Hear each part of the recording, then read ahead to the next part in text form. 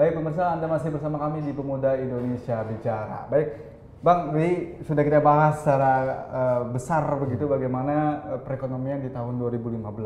Tapi ini tahun 2016, kita sudah menyongsong tahun 2016. Apakah prediksi Anda begitu 2016 sama dengan 2015 yang terjadi sedikit gejolak ekonomi yang dirasakan oleh pemerintah Indonesia? Iya, kalau saya lihat sih, ya nanti kita lihat juga dari kebijakan politiknya juga, karena kan ekonomi ini mengikuti kebijakan politik ya.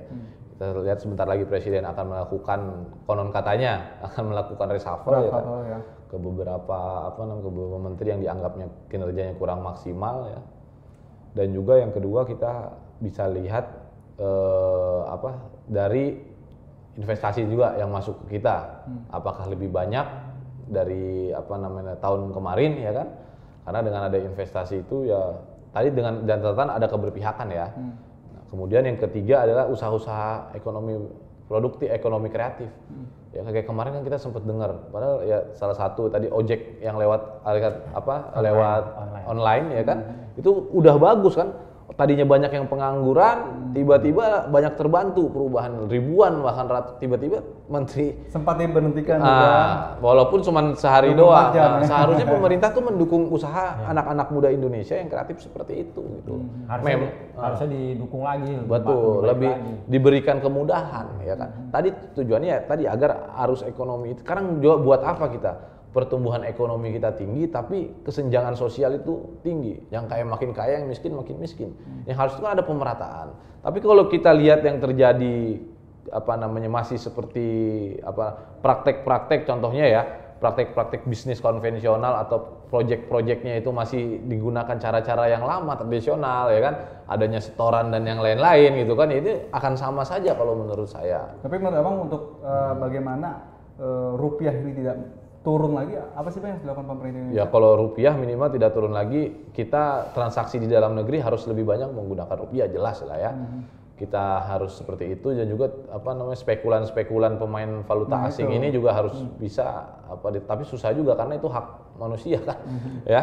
Dan tadi kalau menurut saya yang sangat harus dibangun adalah nasionalisme lah. Kalau faktor spekulannya ini cukup kuat gak nih? Iya cukup. Ya Indonesia kan kita tahu black ekonominya itu lebih besar kan dibanding ekonomi real. Black ekonomi maksudnya ekonomi yang ilegal gitu loh. Ya, penyeludupan dan yang lain-lain. Kalau kita menetapkan angka rupiah misalkan ada 13.500 misalnya seperti itu bisa gak sih?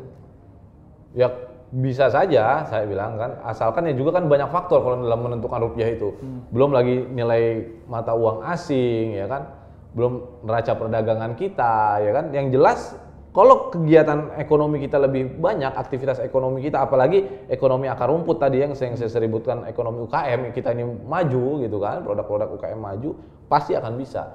Gitu. Tetapi kalau kita masih terlalu berharap pada FDI itu foreign direct investment, penanaman modal asing langsung, itu menurut saya rupiah akan bisa naik turun karena tidak kuat fondasinya kan. Ketika tiba-tiba investasi itu ditarik, maka rupiah kan nanti akan naik kan seperti itu. Tapi kalau ini berdasarkan dari akar rumput dari bawah, usaha-usaha masyarakat itu berkembang ya kan, itu rupiah orang asing itu ngambil investasi kita masih kuat gitu. Tapi apakah dengan investasi yang masuk tapi dengan aturan yang baru apakah bisa juga Bang? Ya investasi asing yang masuk, ya, tapi aturan yang baru ya tadi dengan ada keberpihakan gitu loh. Lebih mengutamakan warga Indonesia lah dibanding dengan pemodal-pemodal itu, modal asing. Baik, Mas Stephen, apa yang akan dilakukan di tahun 2016 nih dari Sapma sendiri? Kita program kita udah berjalan ya untuk roadshow ke sekolah-sekolah ya, penanaman tentang nasionalisme itu sendiri ya kan.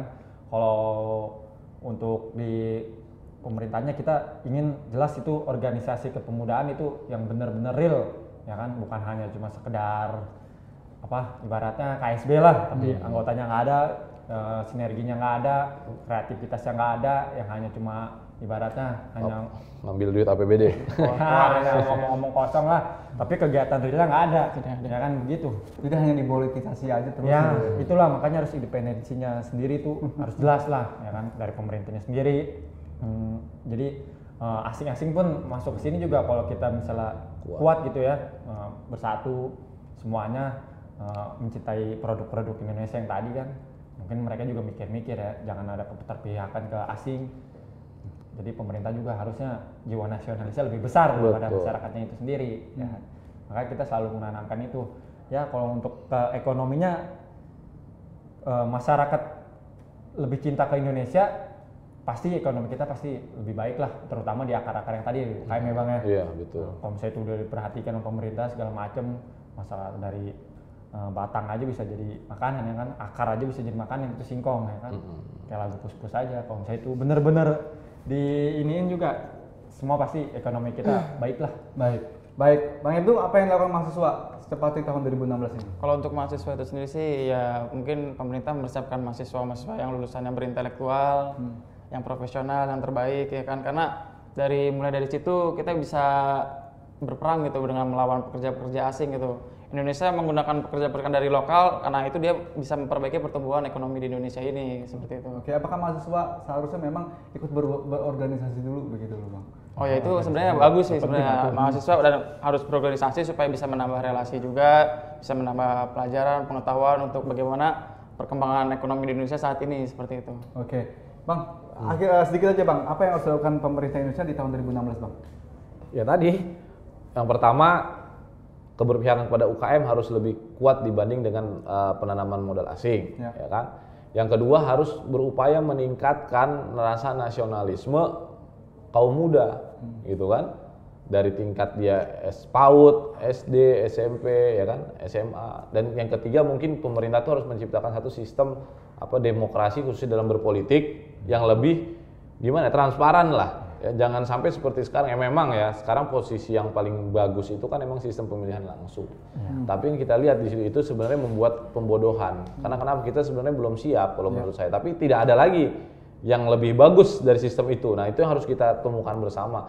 Karena sebagai contoh ya, saya pernah melakukan penelitian. Nggak usah pemilihan kepala anggota DPR atau RI atau yang lain, tapi kepala desa saja. Di daerah sekitar Bogor Timur habis 3 miliar, 4 miliar. Buat apa? Pasti kita lihat ya untuk memberikan konstituen. Nah sekarang logikanya, ketika seseorang contohnya kepala desa itu mengeluarkan uang sebanyak itu, otomatis dia kan harus kalau tidak ada pemodalnya, yang kedua harus mengembalikan lagi kan, nggak mau rugi dong, karena seperti itu. Karena kalau dia nggak seperti itu dia bakal kalah. Dari mana keuntungannya? Ya jangan kita salahkan. Tanah-tanah sekitar Bogor Timur sekarang udah milik investor-investor lain. Kan seperti itu. Itu yang terjadi dari sistem pemilihan langsung. Atau dicari sistemnya seperti apa? Yang penting ada transparansi. Atau contoh konkretnya tadi meningkatkan pendidikan. Karena sumber daya manusia itu tidak akan pernah habis, tidak seperti sumber daya alam. Sumber daya manusia itu ketika dilatih terus-menerus dia akan meningkatkan kualitas. Kalau sumber daya alam akan habis, di kuliah lah atau sekolah lah masyarakat, ya kan. Entah itu caranya lewat pendidikan gratis atau yang lain-lain, ya kan. Jangan juga program pendidikan gratis juga diambil juga oleh oknum kan begitu. Bisa dicairin. Nah, ya, karena pendidikan ini yang bisa mengangkat kita juga ke depannya. Nah, kurang lebih itu ada 4 hal tadi. Yang pertama UKM, pendidikan, ya kan. Kemudian sistem demokrasi kita harus diperbaiki, ya kan. Mungkin ya tadi mempersiapkan anak-anak muda dengan intelektual dengan bahasa Inggris yang bagus, melek internet, ya kan, dan yang lain-lain. Baik, terima kasih Bang Prima Ganti, pengamat ekonomi IPB atas waktunya, dan juga ada Bang Stephen tadi, Ketua Sapma Kabupaten Bogor, dan juga Bang Ibnu Firmansyah dari mahasiswa Indonesia atas waktunya. Mudah-mudahan nanti 2016 nih pemerintah Indonesia bisa menggelontorkan paket-paket yang benar-benar menyentuh kepada masyarakat. Satu lagi yang kurang. Mahasiswa ini harus tetap kritis. Kalau mahasiswa nggak kritis, sama aja kita. Sama aja ya. Iya. Kritis tapi membangun dong, Bang. Betul, konstruktif. Baik, seperti itu. Baik, kita sudah habis. Kita ketemu lagi dengan kesempatan. Pemirsa, demikian sudah perjumpaan kita di segmen kali ini. Saya Nuraj Fadilah mewakili kru yang bertugas, kami undur diri. Terima kasih. Sampai jumpa. Terima kasih, Bang. Ya, sama. Udah.